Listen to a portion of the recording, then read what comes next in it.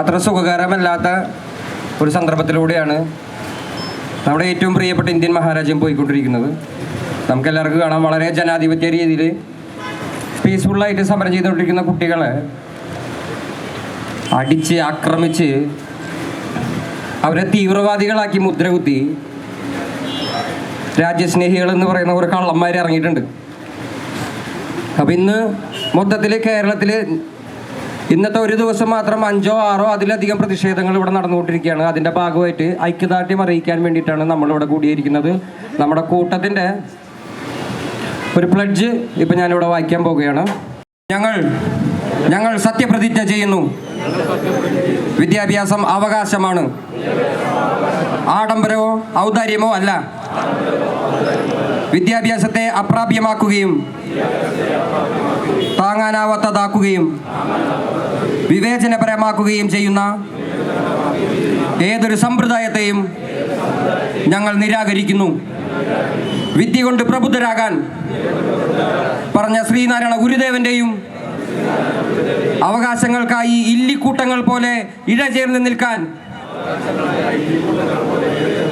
പ്രാപ്തനാക്കിയ മഹാത്മാ അയ്യങ്കാളിയുമാണ് ഞങ്ങളുടെ വഴികാട്ടികൾ. അധികാരം, അടിസ്ഥാന അവകാശങ്ങൾ ഉറപ്പുവരുത്തുന്നത് ഉത്തരവാദിത്തമാണ്.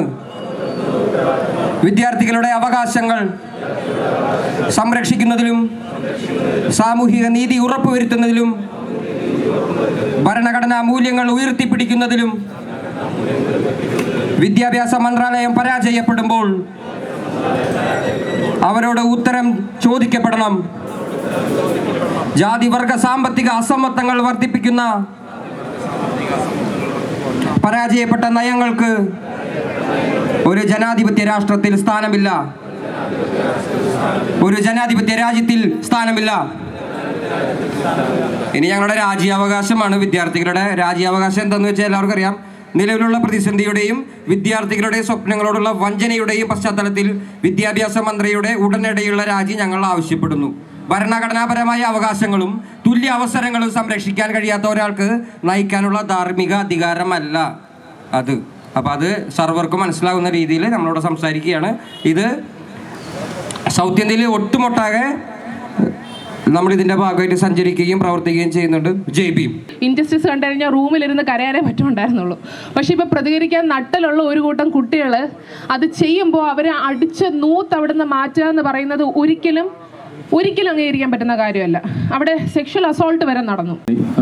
ഒരു കെട്ട കാലത്തിലൂടെയാണ് നമ്മൾ പോയിക്കൊണ്ടിരിക്കുന്നതെന്ന് നമുക്ക് എല്ലാവർക്കും അറിയാം.